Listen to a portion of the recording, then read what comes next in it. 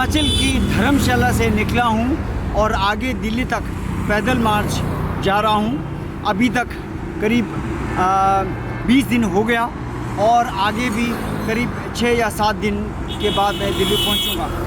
इस पैदल मार्च जो धर्मशाला से दिल्ली तक जा रहा हूँ इसमें मेन मकसद ये है कि आज भारत और चीन के बीच में जो तनाव चल रहे हैं और जितना भी मुश्किल परिस्थिति में वो चल रहे हैं, मेरा कहना यह है कि तिब्बत भारत के लिए चीन के खिलाफ एक जवाब है। लेकिन भारत में तिब्बत के बारे में जानकारी करीब करीब ज़ीरो है। भारत की सबसे बड़ी और सबसे लंबी बॉर्डर तिब्बत के साथ था।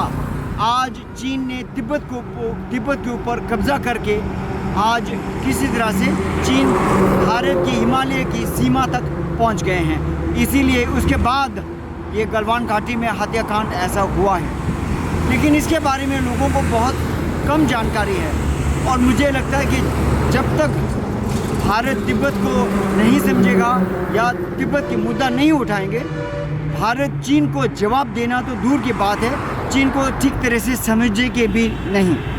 तो इसीलिए आज मैं ये पैदल मार्च जा रहा हूँ। रास्ते पे लोगों को ये पर्चा जानकारी दे रहा हूँ हिंदी और इंग्लिश में, और एक सिग्नेचर कैंपेन भी कर रहा हूँ जिससे भारत के प्रधानमंत्री तक ये बात पहुँचाना है कि एक चीन नीति किसी तरह से बदलना है। और ये किया तो भारत एक ताकत की पोजीशन पहुंचेंगे और भारत चीन को ऐसा जवाब दे सकता है। ये एक चीन नीति किसी तरह से बदलना है, क्योंकि चीन ने भारत को कभी एक भारत नहीं माना है। कभी ये अक्सर चीन के ऊपर पूरा ये ताकत जमा रखा है।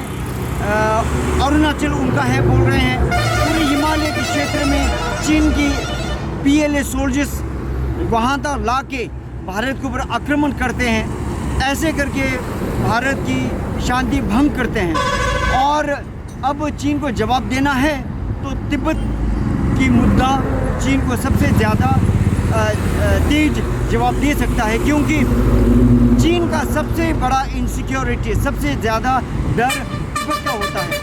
चीन सोचता है कि तिब्बत में एक बार आज़ादी की लहर चल गई तो वो काबू में नहीं कर पाएगा।